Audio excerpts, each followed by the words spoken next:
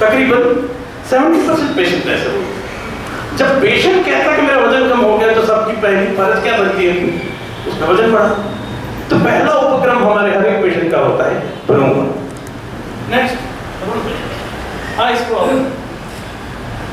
जरा करो यार, निकाल और आगे, ये मेरे से दूर है। हाँ और आगे, हाँ पहले भ्रूमण करते हैं। भ्रूमण हो जाने के बाद एंटी कैंसर थेरेपी जो मैं हम बताऊंगा वो करते हैं। और फिर package of panchakarma and shaman yoga to reduce the side effect of chemotherapy. हमारे पास 3 ग्रुप के पेशेंट्स आते हैं। एक पेशेंट सीधा डायग्नोसिस के बाद हमारे पास आ जाते हैं, मुझे कुछ नहीं करना।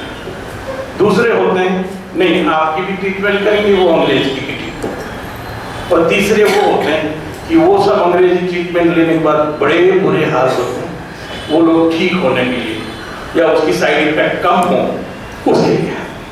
और हमको सबको देखना बहुत टफ है जॉब। तो वैसे अंग्रेजी भी जानना पड़ता है, अंग्रेजी भाषा, उनके टर्म्स, उनके साइड इफेक्ट सब जानना, हमारे दोष दूषित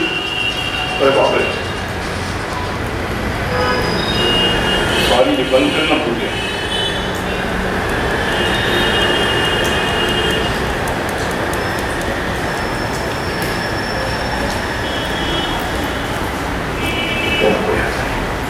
तो इस तरह से पहले भ्रूमण करना। भ्रूमण के लिए क्या करेंगे? कैंसर के लिए आप सबको पता है कांचनाद जानते हैं, जाना मना है। तो कांचनाद से सिद्ध घृत करना और उसको वर्तमान क्रम में स्टेरॉइड देते हैं, उस तरह से देते हैं 50 ग्राम, 100 ग्राम, 150 ग्राम, 200 ग्राम, 250 ग्राम, 200 ग्राम, 150 ग्राम, 100 ग्राम, 50 ग्राम। 7 दिन में ये उपक्रम कंप्लीट हो। वर्तमान क्रम कांचनाद घृत से उससे पेशेंट का वजन बढ़ता है। मीन्स उसकी जो चीफ कंप्लेंट्स थी उसमें सुधार होता है। पेशेंट को सबसे पहली बार 6 महीने से सब इन्वेस्टिगेशन और वो धक्का दौड़ी चल रही थी, उसमें सबसे पहली बार उसको लगता है हाँ मेरी किसी ने ट्रीटमेंट। ये कांचनाद घृत के भ्रूमण उपक्रम का फायदा है। नेक्स्ट आपने अच्छा तो मैं आपको मैं बोलूँ तुरंत भगाते। हाँ देखो ये वेट गेन थेरेपी बोलते हैं। 2 से 3 किलो वजन 7 दिन में बढ़ जाता है। सेंस ऑफ वेलबींग आएगा ही। घी पीता है, घी खा रहा हूँ। कई बार बस्ती वाले पेशेंट मेरे को बोलते हैं साहब इतना सारा घी मुंह से खिलाते हो कि ठीक हो जाते हैं। मेरे पास कोई जवाब नहीं होता उसको कैसे समझाऊं। लेकिन सेंस ऑफ वेलबींग बनता है क्योंकि भ्रूणम कृत्वा घृतम पिबेत। कर्जा लेके भी घी खाना चाहिए और हम घी खिलाते हैं तो बड़ा खुश हो जाता है। Establishes patients faith in forthcoming anti cancer therapy. उससे उसकी एक भरोसा बन जाता है कि हाँ ये साहब ने मेरा वजन बढ़ाया है तो उनकी ट्रीटमेंट मेरे को फायदा करेगी। वो अंग्रेज डॉक्टर बोलता है तेरे पास 6 महीने हैं तो वैसे भी डर जाता है। फिर उसके ट्रीटमेंट पे भरोसा नहीं रहता। जो आदमी मेरे को 6 महीने में मारने को सोच रहा है वो ट्रीटमेंट करके मेरे को कैसे बताएंगे? बोलता नहीं बेचारा, मजबूरी होती है अंग्रेज डॉक्टर के पास जाना। वो ऐसी मजबूरी हम वैसे लोग पैदा नहीं कर पाए, वो लोग कर पाए। उसके भी वजह है, वो उसका कभी और टाइम पर बात करेंगे क्यों ऐसा है हमारा। तो ये पेशेंट का फेल बन जाता है और जीआईटी मास होता है, वहीं से हमको तो सब दवाइयाँ देनी होती, हम इंजेक्शन तो नहीं दे सकते। तो मास होता का स्नेहन हो जाता है और अंग्रेजी दवाइयों लेने से रुक्षण जरूर होता है और ये स्नेहन देने से पेशेंट को मास होता ठीक होता है। वो हमारे लिए आयुर्वेदिक दवाइयों को काम करने के लिए इजी देते हैं। Next, maximum weight gain is 2.5 kg। ज्यादा नहीं होता लेकिन फिर भी होता है, उसमें पेशेंट खुश हो जाता है। ऑल सार्कोमास वो बोन के कैंसर्स में होता है। सेंस ऑफ वेलबींग ल्यूकेमिया में ज्यादा होती है, जबकि स्किन कैंसर और लीवर में कोई फायदा नहीं। नेक्स्ट, अब ये एक्चुअल कैंसर इतना हो गया, भ्रूण कर दिया, होना था उतना भ्रूण हो गया, पेशेंट खुश, आपको जीआईटी महासुपर स्मूथ मिल गया, आप में एक भरोसा उसका बढ़ गया, बस अब एक्चुअल ट्रीटमेंट चल रहा है कैंसर की। कैंसर की क्या ट्रीटमेंट है? कुछ नहीं, कर भी नहीं सकते, वो तो अमर है, उसको तो सीखना चाहिए। मैं तो सच बताऊं, कैंसर वंदनीय है, वो कैसे अमर हो जाता है, मरता नहीं। वो अगर हम उससे सीख ले तो हम पूरे हम अमर हो जाएंगे। जब तो पूरा शरीर कैंसरस हो जाए तो हम मरेंगे ही नहीं। अरे ये जो 5 लोग थे, उन्होंने अपने शरीर को फिजियोलॉजिकली कैंसर बना दिया। पंजे दे चिरंजीवी ना, और है हनुमान जी है, विभीषण है, अश्वत्थामा है, और ऐसे 5 है, पता नहीं, मुझे तो याद नहीं, बगल वाले को पूछ। तो ऐसा अगर करते हैं तो कैंसर को तो हम ठीक कर ही नहीं सकते, और कम से कम आयुर्वेद तो ठीक कर ही नहीं सकता। हम कभी किसी को मार के ट्रीटमेंट नहीं, तो वो अंग्रेज एंटीबायोटिक देंगे, बायोस जीव, उसके विरोध का काम करके उसको ठीक करने की कोशिश करते, पता नहीं कैसे हो करते हुए दिखते हैं, और इतनी अच्छी तरह से दिखते हैं कि उनकी दड़ीलेस चलती है, अपनी नहीं चलती, क्योंकि हम प्यार से पुचकार के भाग करके ट्रीट करते हैं, टाइम लगता है। ठीक है, तो हमको क्या करना है, उसके अगल बगल जो भी गड़बड़ हो रही उसको दूर करना है। और हमारी क्या क्या है, अग्नि है, नाड़ी है, प्रगति है, प्रेजेंटिंग सिम्टम है, और पूरी दुनिया देती है, इसलिए हम भी देते हैं। बल्ला तक वरुण, बल्ला तक देते हैं कि हाँ वो कैंसर में काम करते हैं, पूरी दुनिया बोलती है, इसलिए हम भी देते हैं। पता नहीं करता कैसे, कितना क्या है, लेकिन देते हैं। वरुण आदि के बाद वो वरुण मध्य विद्युति में काम करता है, इसलिए इसमें भी करेगा। अश्मरी को निकालता है, तो ये भी एक तरह की अश्मरी का है कि अश्मरी है, और कैंसर है, फिर भी वो अपनी श्रद्धा काम करती है। वरुण को वो अगर आप मंत्र करते हैं ना, फिर आप ऑर्डर कर सकते हैं, वरुण जाके ये कर, गुड़ी जी को कह सकते हैं जा तू जाके ये कर, और वो करती। ये मंत्र से होता है, दादू साहब पता है, मैं अकेला नहीं हूँ इसमें, और ये हिम्मत मैंने यहाँ ही की बोलने की, क्योंकि मेरे पास एक सपोर्टर है। ऐसे नहीं बोला करता मैं, ये तो बड़ी गहन बात है, वो एकदम नजदीकी रिश्ते में ही बोली जाती, फिर भी है वो संभाषा परिषद का यही फायदा होता है, गुह्य बातें भी बोल देता है आदमी। वो गार्जियन साहब को देख के ही निकल गया मुझसे। नेक्स्ट, और दैव उपासना भी करना पड़ता है, ये अंग्रेज लोग कभी नहीं करते, उनके पास कॉन्सेप्ट ही नहीं। हम करते हैं, कैंसर का यज्ञ करते हैं। अब आ जा, पुत्र कामेष्टि यज्ञ तो सुना हो, और दूसरे भी बहुत सारे यज्ञ होते हैं कैंसर का यज्ञ। कांचना को उसको दिया, उसी के हाथों से कैंसर के यज्ञ में इदम नमः इदम कांचना गुगुल्वे नमः स्वाहा, ताकि उसके ही हाथों वो दवाई आहुति। आप शतावरी दे रहे तो इदम शतावर्य इदम नमः स्वाहा, तो उसको लगता है कि मेरे भगवान को जो दिया जा सकता है वो मेरे को दिया। ये श्रद्धा बहुत बड़ा काम करती है, ये हमको करना चाहिए, सिवाय की केमोथेरेपी की पीछे भागे। ये करोगे तो आपकी आइडेंटिटी अलग है। अब कितनी भी अच्छी केमोथेरेपी डील कर लो, आपसे अच्छा करने वाला कोई अंग्रेज डॉक्टर हो गई, लेकिन यज्ञ करते हो तो आपका कोई कॉम्पिटिटर ही नहीं, आप अकेले राजा डॉन। हाँ,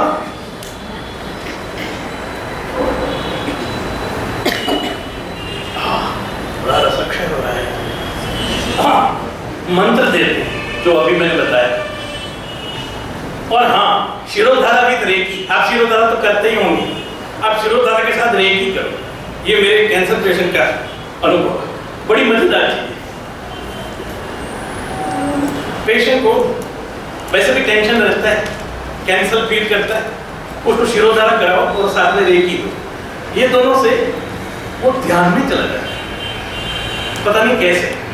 मैं उसको मेडिकल मेडिटेशन कहता हूँ या थेरापेटिक मेडिटेशन। आपको ध्यान में जाना हो तो पलाकी लगानी पड़े, यूं करके बैठना पड़े, कब तक वो बिल्कुल, और बीच में मोबाइल बज गया तो गई सब मेहनत पानी, गई भैंस पानी में, ये हालत होती है। और 6 महीना 8 महीना यूं करके बैठो, सुबह अलार्म लगा के जाग के, तब जाके कभी ध्यान होता है और बीच में मोबाइल आया तो टूट जाता है। मैं इसको स्टेटस ऑफ थॉटलेसनेस बनाता है। पेशेंट चाहे या ना चाहे उसको ध्यान लगता है, उसके थॉट्स टूट जाते हैं, और जैसे ही मन या थॉट्स टूटते हैं आनंद टूटता है। आनंद हमारा स्वभाव है, थोड़ा आध्यात्मिक है लेकिन इम्पॉर्टेंट है। आनंद हमारा स्वभाव है, आत्मा का गुण चैतना, चेतना द्रुति ऐसा है ना, आत्मा का स्वभाव चैतन्य है, लेकिन मन होता है तब तक वो चैतन्य हम फील नहीं करता। जैसे ही हम मन को ड्रॉप करते हैं खुश आनंद होता है, और ये आनंद का एक लम्हा आपको सैकड़ों दुखों से दूर कर सकता है। वो आनंद का लम्हा हम सब लोगों ने फील किया हुआ है, यहाँ जो बैठे वो जो मेरी उम्र के हैं उन्होंने कभी किया था। आप लोग अभी भी साल में 2-4 बार ऐसे लम्हा आता ही है, जब मैं नहीं रहता तो तू नहीं रहता, और एक दूसरे में हो जाता, वो सुनिश्चित हो जाना, स्वस्थ हो जाना, चैतन्य की होगी हम सब करते। उसी को जरा लंबा होता है शिरोधारण, ये आप सब लोग कर सकते हैं। वो जो 1-2 क्षण के लिए होता है, यहाँ लंबी महीनों तक चलता है, और पेशेंट को ये फील होता है कि हाँ पहले मुझे वो पंखे का आवाज सुनाई दे रहा था, वो काम वो मौसी जो कर रही थी शिरोधारा उसका भी आवाज सुनाई दे रहा था, और धीरे धीरे सब बंद हो गया और फिर चालू हो गया। तो ये जो बंद हो जाना और फिर चालू होना है, उसको मैं बोलता हूँ कि इसको अप्रिशिएट करो, उस पर ध्यान करो। जितना ध्यान करोगे वो उतना बढ़ेगा, और उससे पेशेंट को बहुत बहुत बहुत फायदा होता है। ये आप जरूर करें। कैंसर के पेशेंट को शिरोधारा और विद रेकी के कोई एक्सपर्ट ले जाइएगा, और आपको टाइम हो तो खुद सीख लीजिए। मैं नहीं सीखता क्योंकि मुझे किसी और किसमें ज्यादा रस नहीं, तो मैं रेकी का एक्सपर्ट बुला लेता हूँ।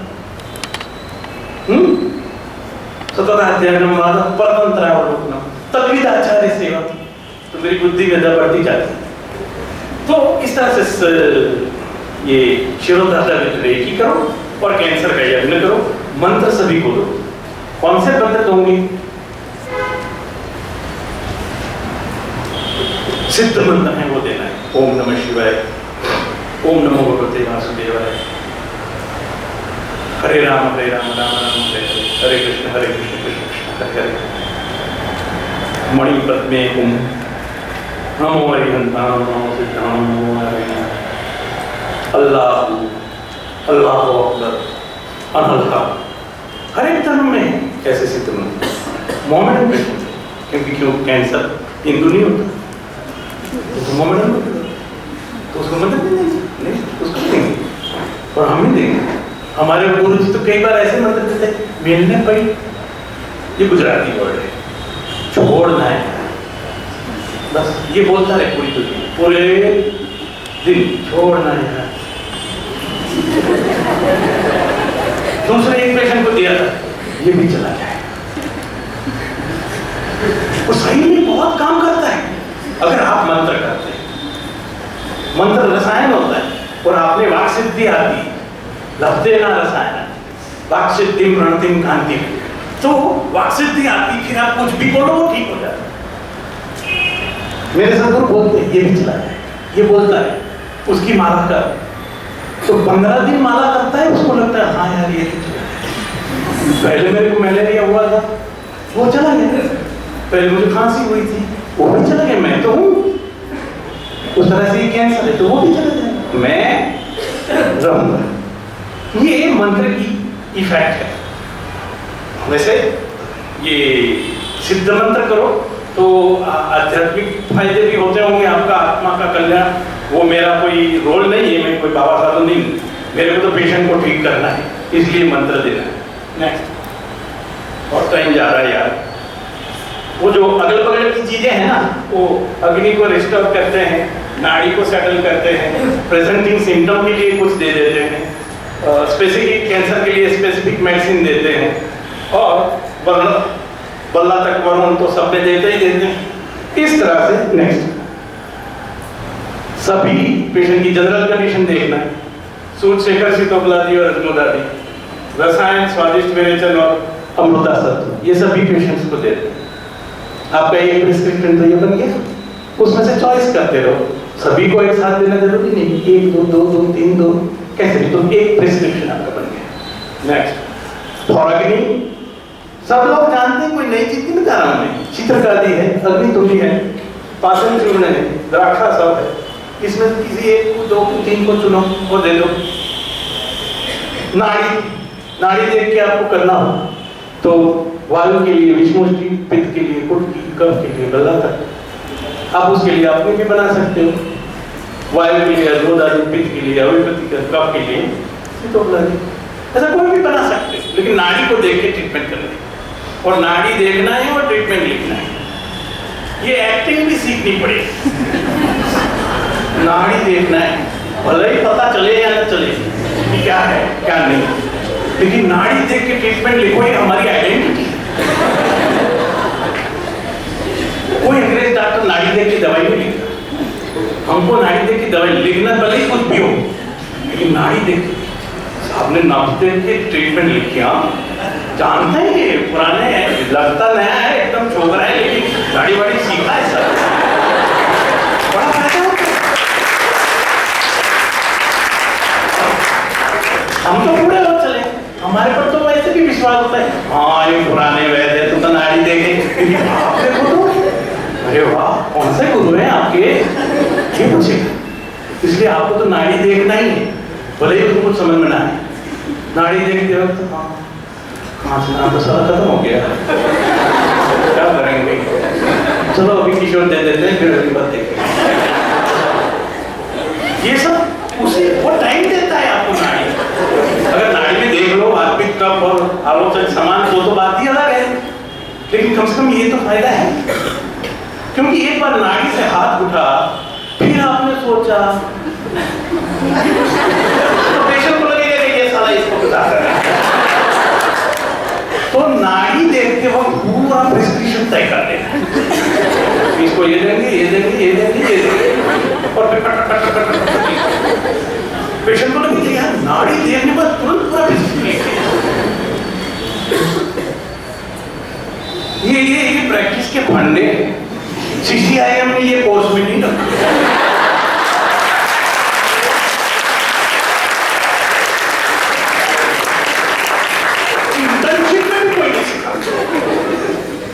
बहुत जरूरी है, प्रैक्टिस में प्रैक्टिस बात पता चलता है, और पता नहीं जिन्होंने नई प्रैक्टिस होती होगी कि वो कोसते होंगे अपने गुरुओं को, ये तो सिखाई नहीं। इंस्टीट्यूट में प्रैक्टिस करना अलग बात है, वहाँ आपके पास पूरी टीम होती है, एक हाउसमैन होता है, क्लिनिकल रजिस्ट्रार होता है, एक इंटर्न होता है, एक पैथोलॉजिस्ट, रेडियोलॉजिस्ट होता है, और कई वार्ड बॉय होता है, नर्स होता है, मैट्रन होता है, तब जाके आप निदान करते हैं इसको, रसगत बात है। उधर प्रैक्टिस में आधे घंटे में सब कुछ क्लिनिकल रजिस्ट्रार भी होना पड़ता है, हाउसमैन भी होना पड़ता है, मैट्रन भी होना पड़ता है, और वो साफ करने वाला वार्ड बॉय भी होना पड़ता है, और निदान भी करके ट्रीटमेंट करके पैसे कमाने होते हैं। वो बिल्कुल सिनेरियो अलग है, लेकिन वो CCIM नहीं सिखा दिया, बड़ी मुश्किल। ये सिखाना चाहिए, कम से कम 6 महीना 3 महीना तो होना ही चाहिए। नेक्स्ट, फिर बायोस्कैवेंजिंग, समझते हैं ये बड़े बड़े शब्द है, आप लोगों को याद रखना चाहिए। Free radicals, bioscavenging, generation black agents, समझ में आए नहीं, पता नहीं, किसी अंग्रेज के पास खड़े हों तो ये सब फेंकते जाओ, वो डरेगा यार, हमको वो भी मोर्चा संभालना होता है, पता नहीं कितने बुरे हाल है वैद्य के, पता नहीं। अंग्रेजों के सामने अपनी झाड़ना, अपनी अच्छी दिखाना, और अपने निदान करके अपना ट्रीटमेंट करके पैसे कमाना, घर चलाना, और फिर उलट कर बुलाए तो वेदर्स की प्रोग्राम में भी जाना, क्या कुछ नहीं करना पड़ता, अंग्रेजों को नहीं होता। इसलिए वो उतने इंटेलिजेंट भी नहीं हो पाती। वो बुद्धू अंग्रेज लोग अमेरिका यूरोप में जो भी बनाते हैं उसका बना बनाया तैयार फैराइट्स ये देते हैं और उसकी प्रैक्टिस करते हैं। हमको तो सोचने की मौका है और पैसे लेने चाहिए, वो लोग बहुत लेते हैं, हमें भी लेना चाहिए, वो इतने समृद्ध होना चाहिए। आपको पता है भारत में सबसे ज्यादा साक्षरता कहाँ है? केरला में। और सबसे ज्यादा समृद्धि पंजाब में। बुद्धि में थोड़ा कम हो हमको, हम उसको कहते सरदार है, लेकिन हमको हम समझना चाहिए कि अगर समृद्ध है पूरे भारत में तो वो सरदार है, सिख है। अब डेमोक्रेसी तो केरला में भी है, गुजरात में भी है, महाराष्ट्र में भी है, वहां भी है, वही पंचायत वहां भी है, यहाँ भी है, वहां है। वो क्यों समृद्ध है और हम नहीं? एक फर्क है, सिख लोग गुरु और ग्रंथ को मानते हैं, तो वो सीधी बात निकली, जिन्होंने गुरु और ग्रंथ को पढ़ा वो समृद्ध होंगे, साक्षर भले ही हो ना। आपको साक्षर होना है कि समृद्ध होना है? बोलो ना, क्या होना है? तो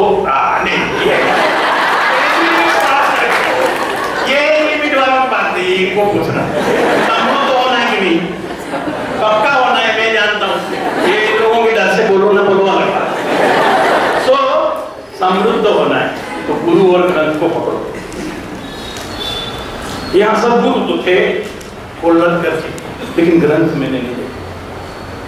वेदस ऐसा नहीं चाहिए, संहिताएं होनी नहीं चाहिए। धन्वंतरी का पूजन हम करते रहे, अच्छी बात है, औषधियों के देह में, लेकिन उन्होंने हमारे लिए कुछ नहीं लिखा। धन्वंतरी को संहिता लिखी, वो वैद्य भी थे कि नहीं वो हमको नहीं पता। अच्छी बात है, वो अमरूद लेके आए बेचारे, कितनी मेहनत देवों दानवों ने की, उसमें से अमरूद लेके आए और 15 मिनट में उनके हाथ से चला गया। वो लोग लड़ पड़े, देव और दानवों के हाथ में से झपट लिया और फिर उसके लिए तो बड़े झगड़े हुए और वो खींचातानी में 2-4 बूंद गिर गई जमीन पर, उसमें से औषधियां बनी और वो औषधि के देव हुए। अच्छी बात है, औषधि के देव है। इसलिए हम जितना भी काम करते हैं आयुर्वेद के, औषधियों का मार्केट बढ़ता है। हर्बल मार्केट देखो, दिन दुनी रात चौगुनी होता है और वैद्य वहीं का वहीं, क्योंकि तो वैद्य हमेशा धन्वंतरी की पूजा करता है, धन्वंतरी आशीर्वाद देते हैं तो औषधियां पूछती, क्योंकि वो औषधियों के देव है। हमारे लिए कौन है? हमारा प्रधान विषय तो बोला है, चतुर्पाद में प्रधान कौन है? वैद्य है, और वो सबसे निकम्मा। आयुर्वेद में सर अमिताभ कमाएगा, करिश्मा कमाएगी, सौरभ गांगुली कमाएगा और वैद्य नहीं कमाएगा। वो बेचारा डेली फाइलिंग देता जाएगा, डेक्सोना खोजेगा। क्यों? क्योंकि वो अपने वैद्य, अपने देवता को पूजे नहीं। अपने देव कौन है? जिसने हमारे लिए काम किया। चरक ऐसे सुनते हैं, क्यों उनकी बीवियां नहीं होती? क्या वो शादीशुदा नहीं थे? उनको हनीमून पर नहीं जाना था? नहीं, उनको आज से 2500 साल पहले ये चिंता हुई कि मेरा एक बेटा 12वीं कक्षा में अच्छी तरह नहीं पढ़ेगा, उसके अच्छे मार्क नहीं आएंगे और कहीं नहीं मिलेगा, फिर उसको आयुर्वेद में आना पड़ेगा, तो बेचारा क्या करेगा?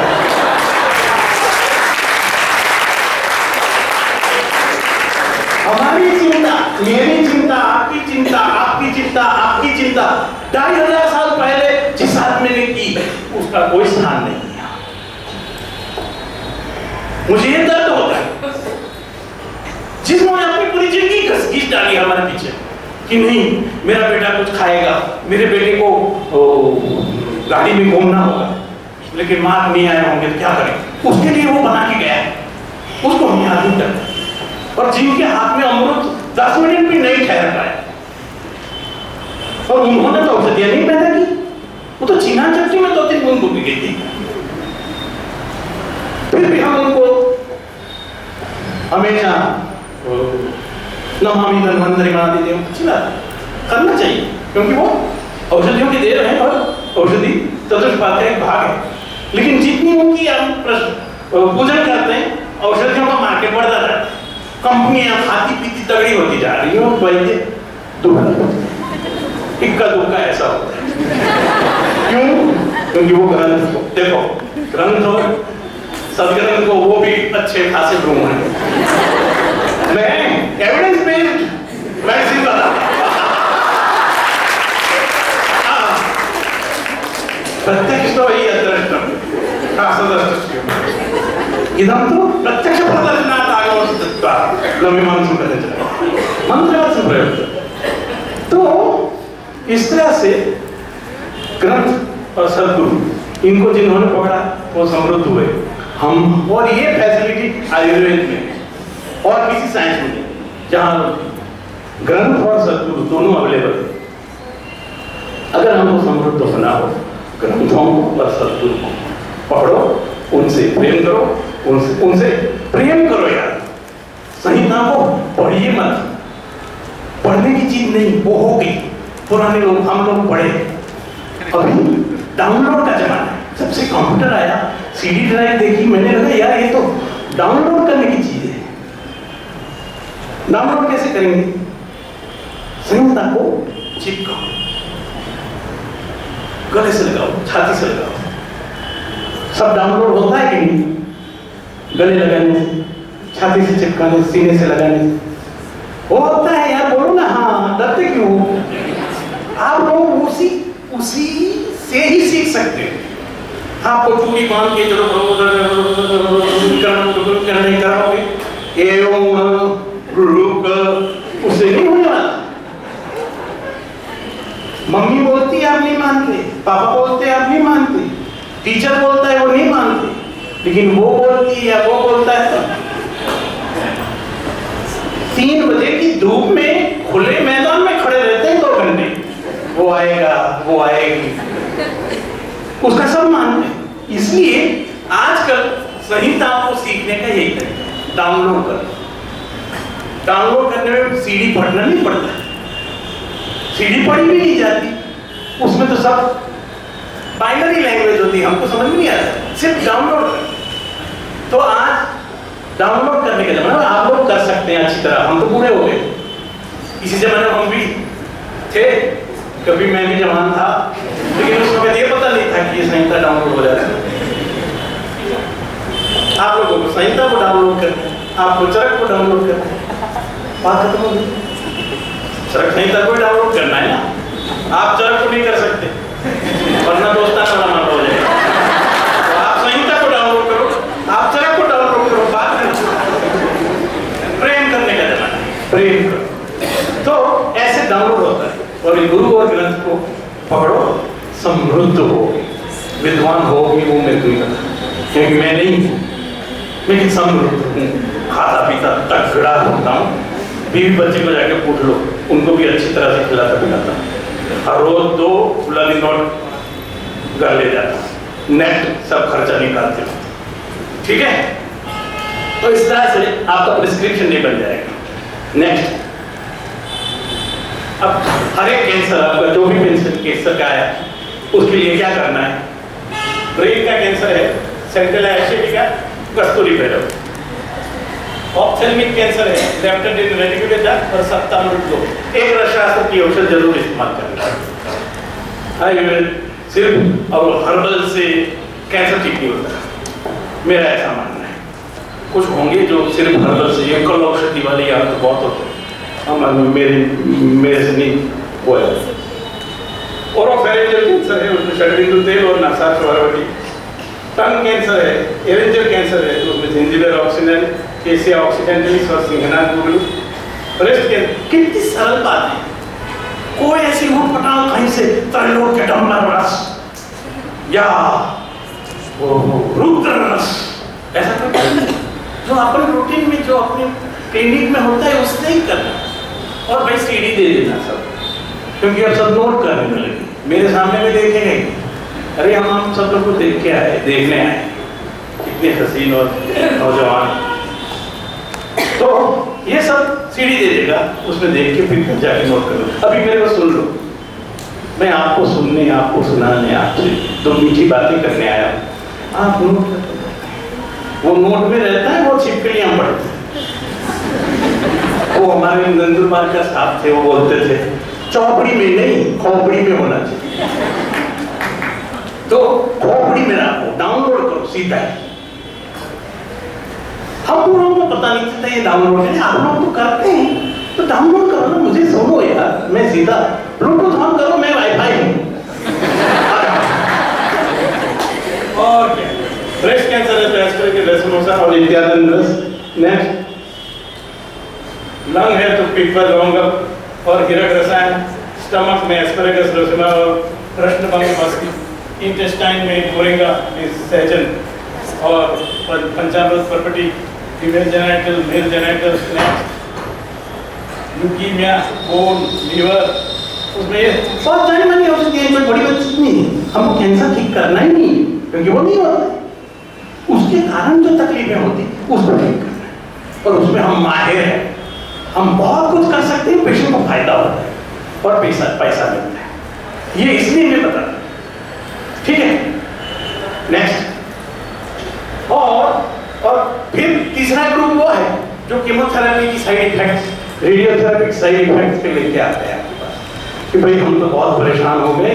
वो कह रहे हैं कि आपका हीमोग्लोबिन कम हो गया है, आपके WBC कम हो गए हैं, ये वो मेरी तो सब बाल झड़ गए, बिल्कुल शक्ति हो गया हूँ, और आप उसमें से मुझको करके बताओ। वो लोग तो कहते हैं ये तो होगा, वो तो कह के ही ट्रीटमेंट करते हैं कि इतना तो सहना पड़ेगा।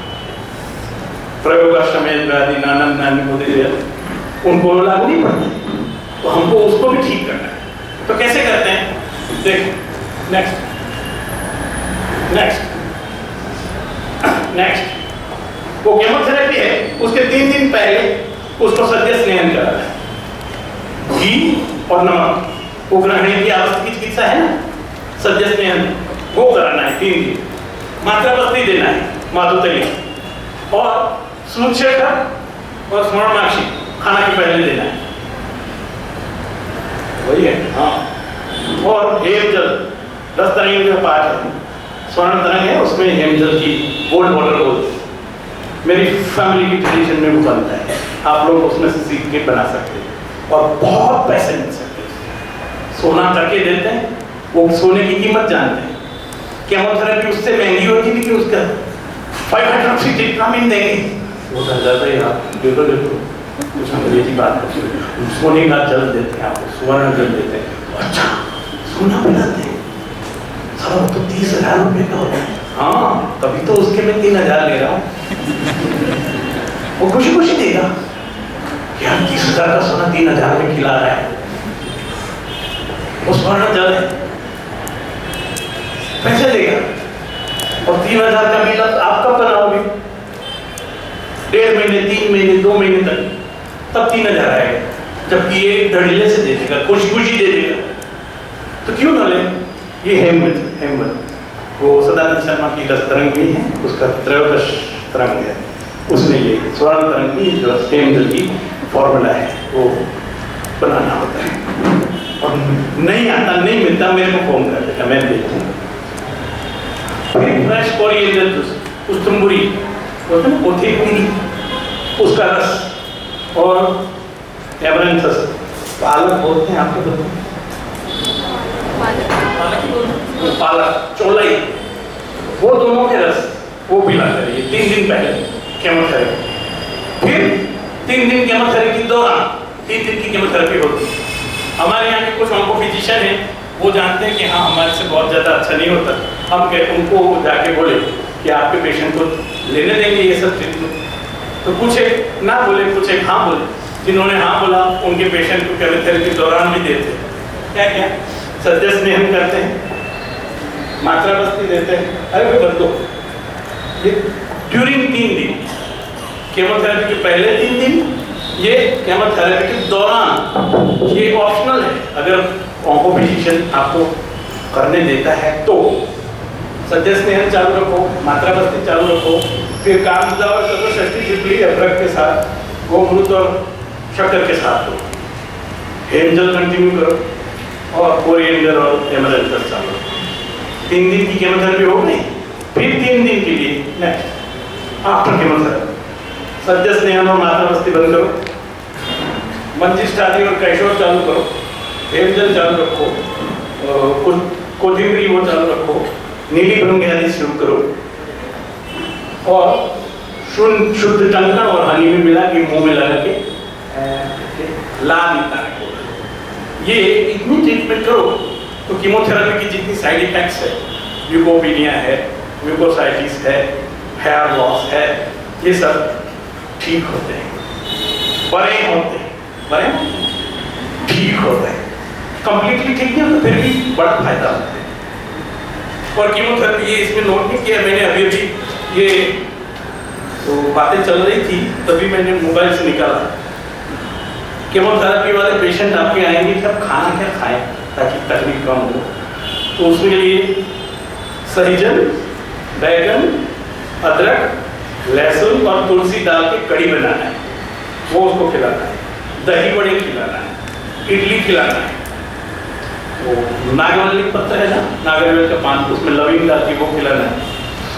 हम गुजराती लोग ढोकला खाते हैं, वो गरम गरम ढोकला खाना है। खट्टे मूंग को दही में सिद्ध करके खट्टा मत बोलते हैं, वो खाना है। फालूदा, उसका आइसक्रीम खिलाना है। ये सब खिलाएंगे तो कीमोथेरेपी साइड इफेक्ट्स वो उसमें ऐड नहीं कर पाए। अभी मेरे को याद है कि मोबाइल में मैं जो भी मुझे दिमाग में आता है मोबाइल में मैं रखता हूँ और ऐसे काम आ जाता है। तो ये और ये दिमागी खुरापात नहीं है, जो पेशेंट ने देखा है फायदा करता है वही लिखता हूँ। बिल्कुल ये बिल्कुल कटी हुई पतंग है। कटी पतंग में एक फायदा होता है कि एक बार चढ़ी होने की गारंटी होती है, लेकिन अगर आप में आवड़त है तो वो चढ़ सकती है। तो ये कटी पतंग ठीक। नेक्स्ट उसी तरह से केमोथेरेपी, रेडियोथेरेपी भी ये सब करना है। रेडियोथेरेपी में ओरल रेडियोथेरेपी देते हैं, मुंह की हेड एंड नेक की जो रेडियोथेरेपी होती है उसमें इमली का टुकड़ा मुंह में रखना है और केमोथेरेपी रेडियोथेरेपी देते हैं। तो जो पैरोटिड ग्लैंड की पैरोटिड डक्ट्स होते हैं वो सूख जाती है, जल जाती है और फिर ड्राइनेस ऑफ माउथ वो आरटी की सबसे बड़ी साइड इफेक्ट है, वो कम होती है। उसी तरह से रेक्टोवेजाइनल कैंसर होते हैं उसमें रेडियोथेरेपी देते हैं। उस वक्त वहाँ एरन स्नेक का टेम्पल पिचू रखते हैं, उससे रेक्टोवेजाइनल या फिस्टुला जो होती है उसके चांसेस बहुत कम हो जाते हैं और पेशेंट की सेक्स लाइफ मेंटेन करते हैं। नेक्स्ट इससे ल्यूकोपीनिया, म्यूकोसाइटिस ये सब कम होता है। नेक्स्ट और इस तरह से ये सब पेशेंट्स को ट्रीटमेंट हम करते हैं। 4 से 5 साल तक ट्रीटमेंट करनी पड़ती है, तब भी ठीक नहीं होती, लेकिन पेशेंट बहुत खुश है। सिर्फ 27,000 है ना, इसमें 217 फाइल हमारे पास नहीं है जिसको हम कह सकते हैं कि हमने उसको ठीक कर दिया है, लेकिन 20,000 से ज़्यादा फाइल ऐसी है जिनके पेशेंट को ऐसा लगा कि यार जल्दी आगे हो जरूर यहाँ से ठीक हो जाए, जबकि हम जानते हैं कि ठीक नहीं होता। कैंसर ठीक नहीं होता, हमने कभी किसी कैंसर को ठीक नहीं किया, लेकिन हमारे पेशेंट बोलते हैं कि हाँ यहाँ ले गए वरना आप लोग ठीक करें। ये 20,000 से ज़्यादा है। 270 हमारे पास नहीं है जिसको हम कह दूँ कि हाँ ये ठीक हो गए, लेकिन 20,000 से ज़्यादा है। उनकी जो दुआएं मिलती वो बहुत काम करती है, आपका जिंदगी बिल्कुल साफ सुथरी है। नेक्स्ट अब बहुत हो गया, मेरे से बोलना नहीं जा रहा है। नेक्स्ट हाँ ये तो सब साइंटिफिक बात है, छोड़ो। हाँ इसको भी छोड़ो, ये भी छोड़ो। हाँ 40 to 45% रिजल्ट है और उसमें 90% रिजल्ट मार्केटली इम्प्रूव होता है, क्योर में कोई नहीं। Next improved quality of life, satiation and happiness, feeling being treated by a pious hand। हाँ कैंसर हो गया, उसको लगा कि बस अब मरना ही है, तो किसी साधु के हाथ में एक इंडियन फेथ है किसी सन्यासी के हाथ में, और मेरे सद्गुरु सन्यासी तो पेशेंट को हाश हो जाती है कि चलो इस वक्त तो अपन गए, लेकिन अगली बार नए जन्म में सन्यासी के आशीर्वाद के साथ करना है। ये अपने आप में बहुत बड़ी पेशेंट को आश्वासन देता है। नेक्स्ट, टेम्पल लाइक एटमोस्फियर, वो दर्दी नारायण सेवा मंदिर है, यहाँ सत्संग होता है, ध्यान होता है, भजन होता है, कीर्तन होता है, यज्ञ होता है, मंत्रोच्चारण होता है। तो पेशेंट को लगता नहीं कि किसी हॉस्पिटल में जाना। ये एक बहुत अच्छा फायदा है। नेक्स्ट, आपका, आप सबका, वेदस का, क्षिप्रा जी का, दिलीप साहब आपका सबसे ज्यादा आज, और आप सब यंग, मेरे बुढ़ापे के सहारे और यंग वैद्य, आप सब लोगों को मैं बिल्कुल तहे दिल से प्यार करता हूँ, मोहब्बत करता हूँ। I love you all.